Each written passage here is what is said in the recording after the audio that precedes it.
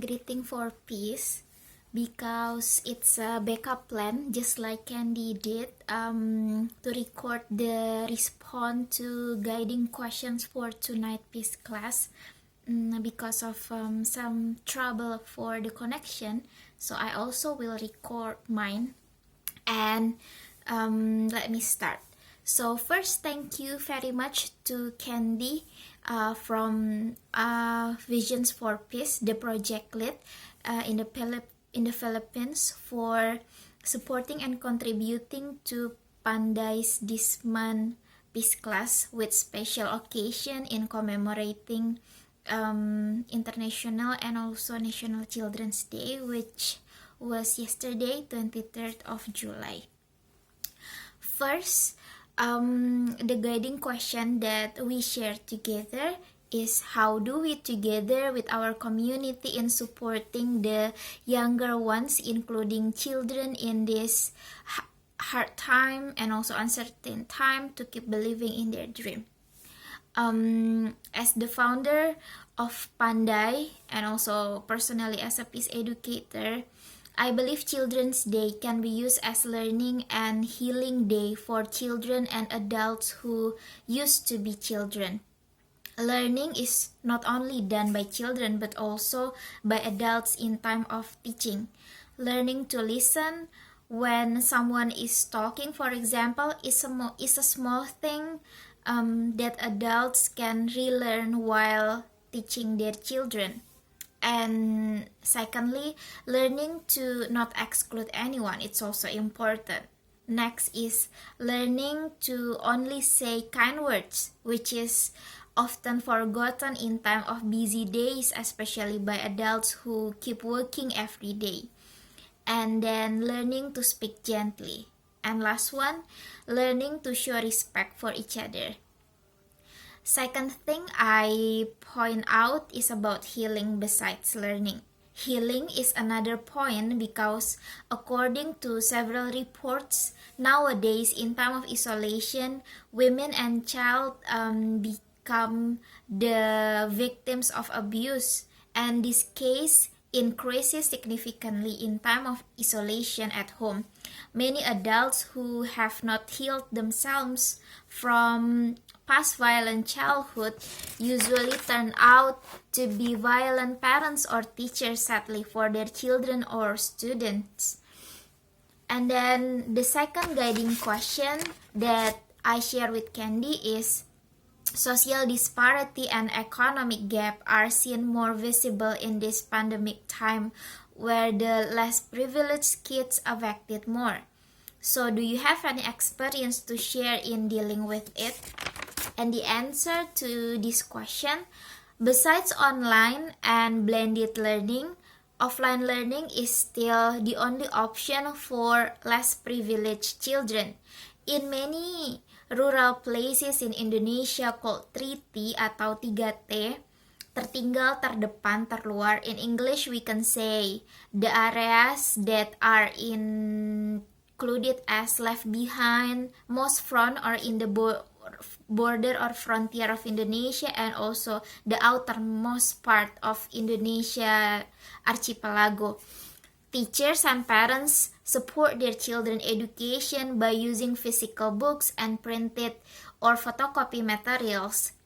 This choice opted because gadget and internet are very luxurious, too much luxurious things to be afforded for them.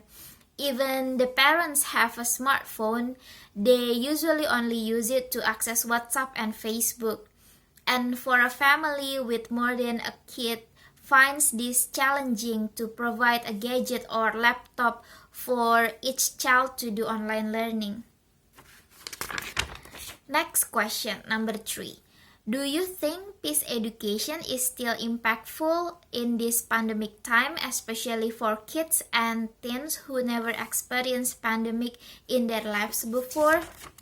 The response to this question, yes, peace education is still impactful and even much more needed in this hard time. Children who learn peace education can be educated to be a peaceful and non-violent generation. Nonviolent communication, for instance, is the most important key skill needed in time of isolation to decrease the cases of child and women's abuse in household. There are three important things that must be noted in doing peace education at home and at school, even by using online or blended learning method. First, the important knowledge that must be emphasized by the educator is human solidarity, because it is to educate children to understand diversity and earth as shared home. Especially in time of online learning, usually kids get issue to, how to say, like to respect and give chance to other friends to talk. So the tool for muting themselves in time of their friends or teachers talking so they can listen, it's one of the good trainings for them to be a future adult that has human solidarity. Okay. Second is important skills that must be emphasized is empathy. It is to educate children to see the perspective of others and feel what others feel. Even as an adult, this skill is still rare to be had, to be possessed. Empathy is not one night skill that can be mastered. It must be learned in whole lifetime, and by teaching a kid to have these empathy skills, an adult also can improve their empathy skill for themselves. Last one is the attitude or value. The most important one for now is openness and tolerance. I used to say that I don't really like the vocabulary tolerance, but by put tolerance beside openness, it can be a positive attitude or value. By believing this value after internalize the knowledge and skills of solidarity and empathy to kids later on can have the attitude to act, to practice the tolerance and openness in the same time. By educating children or kids to be critical yet open-minded in order to respect diversity. Like I said that, for example, because Earth is a shared home, having an online learning also in the platform that is limited and also costly internet, it helps them to learn to respect and appreciate this kind of resources that just like the simple or mini example for them that also Earth has limited resources that must be shared. It's also same as the online learning platform where they also need to take care of each other and to share to each other, give one another time to talk and listen, not talk in the same time for everybody. If everybody is talking in the same time, who will listen, right? Last question, which is the most challenging one for this peace class tonight. Lastly, I guess this is the most challenging question indeed.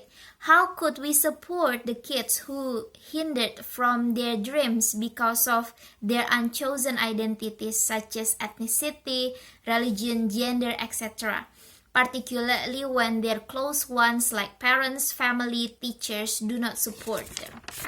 Okay, I will try to respond to this question just like Candy did. Whatever role we get, either as parent, teacher, trainer, we have to be the biggest supporter for children and their dreams. Dream is the one that makes life feel more alive.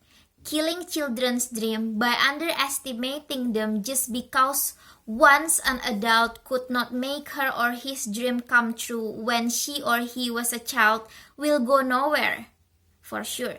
This month's Pandai Peace Class inspired by Kamaran Najam.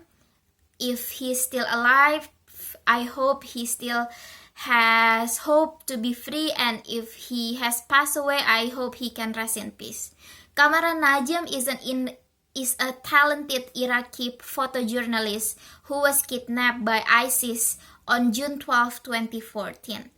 When he was a child, he never allowed to dream his own dream because of his conservative religious parents. He never gave up and found out his own way, until one day he could establish the first photography agency in Iraq named Metrography Agency in 2009. Last word from me. Thank you so much for attending this recorded session of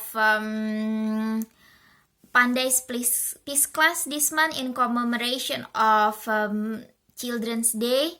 And if you have question, comment, or thoughts to be shared, don't be shy to share to us in the message or whatever channel you like. Maybe in Twitter, Facebook, Instagram, or also email if you want to write longer.